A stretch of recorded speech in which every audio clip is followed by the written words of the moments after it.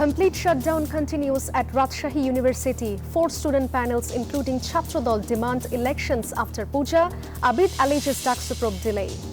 Leaders allege propaganda against BNP aims to impose -2 formula like 111. Democracy hoped through Tariq Rahman's leadership and vision. Inu Hasina phone conversation submitted in Tribunal. Next witness hearing against Hasina and 2 others scheduled tomorrow. Abu Said murder proceeding Sunday.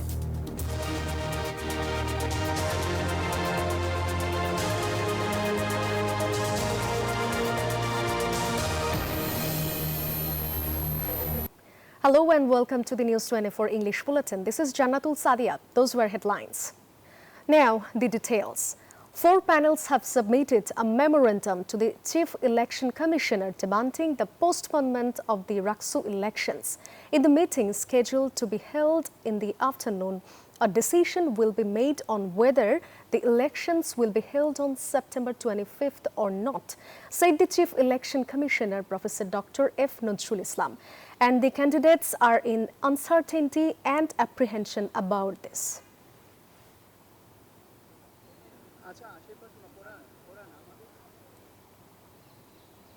Despite repeated complaints about the Daksu elections, the DU administration is wasting time in the name of investigation.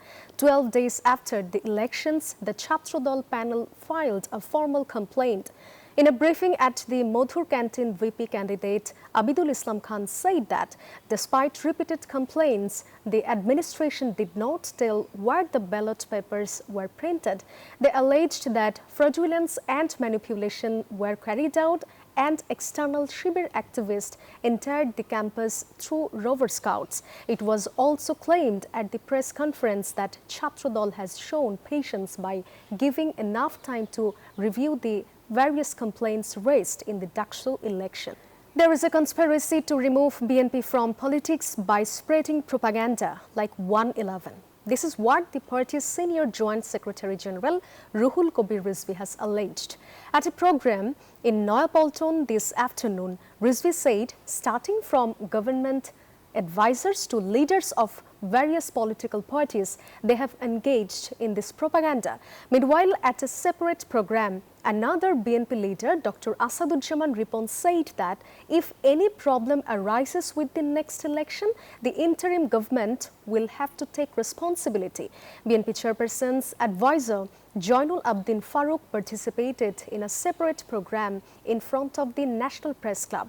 He said that people from all walks of life expect democracy to return to the country through the February elections. Chief Advisor Dr. Muhammad Yunus has left Dhaka for New York to attend the 80th session of the United Nations General Assembly. He, along with his entourages, left Dhaka at 1:40 a.m. on an Emirates flight from Hazrat Shah Jalal International Airport. As part of the government delegation, the Chief Advisor is accompanied by BNP Secretary General Mirza Fakhrul Islam Alamgir, BNP Acting Chairman's Foreign Affairs Advisor Humayun Kabir, Jamaat-e Islami Naib Amir Soyod Abdullah Muhammad Taher, Jatiyo Nagorik Party Member Secretary Akhtar Hussain, and Jatiyo Nagorik Party's first Senior Joint Member Secretary Dr. Tasneem Zara. In addition, Jamaat leader Muhammad Nakibur Rahman will join the delegation from the United States. The Chief Advisor is scheduled to address the UN General Assembly on September 26th. He will return home on October 2nd.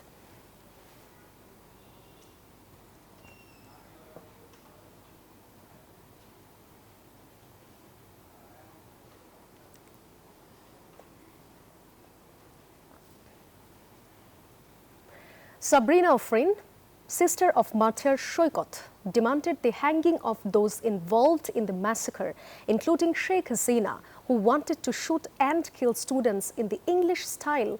She made this demand during placing her testimony at the tribunal on Monday. The prosecution has submitted Hasina's phone conversation as evidence that Sheikh Hasina has ordered the firing and bombing of protesters from a helicopter on the day. The testimony and cross-examination of 2 witnesses in the July-August crimes against humanity case concluded on Monday. Witness Ali Ahsan Junaid has said in his cross-examination that he saw police firing from a helicopter and that 25 people were injured. Shoykot was killed by police firing in Mohammadpur on July 19, 2024. Shoykot's elder sister highlighted the cruelty in her testimony.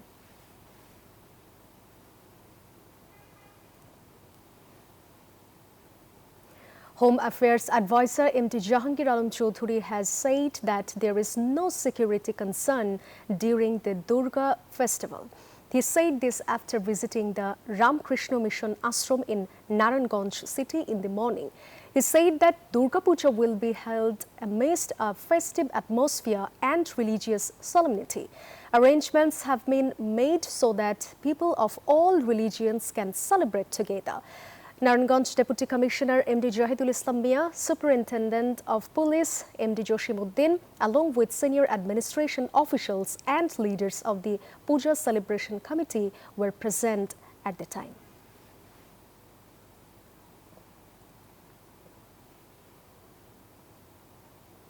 Workers have announced an indefinite suspension of bus services on the Chapai-Nabganj, Rajshahi and Nator routes to Dhaka, Cox's Bazar and Chittagong, demanding a salary increase.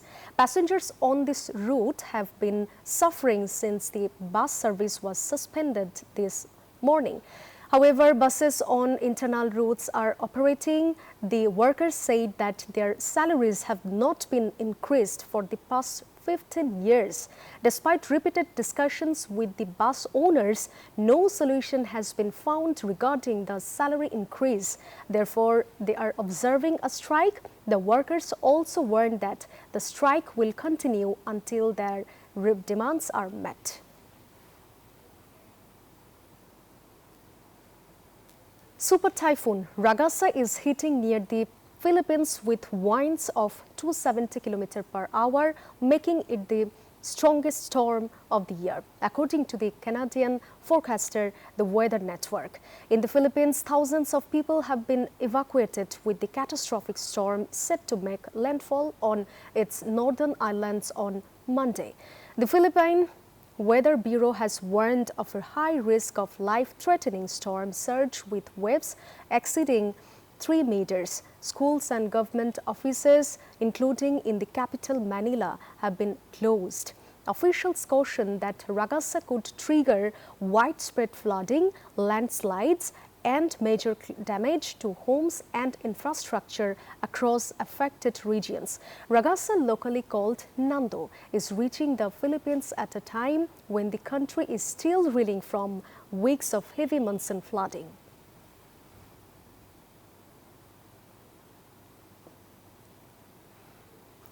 After winning the first match against Sri Lanka in the Super 4 of the Asia Cup, the Bangladesh cricket team is returning to practice today after taking a break. Team Tigers will prepare themselves for the match against India.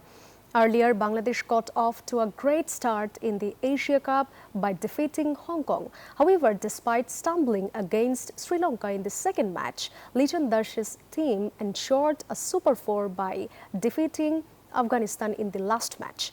This time, India is flying ahead of the Tigers after Sri Lanka in the Super 4. The Tigers will take to the field against Team India in Dubai on September 24th.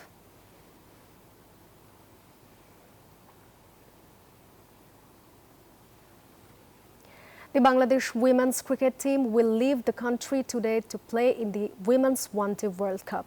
Earlier in the afternoon, Tigers captain Nigar Sultana spoke at a press conference after a formal photo session in Mirpur.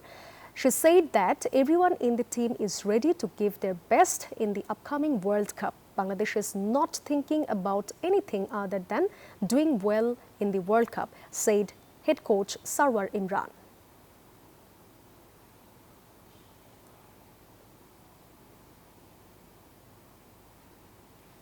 That's all from the newsroom today. Thank you for watching News 24. Please stay with us.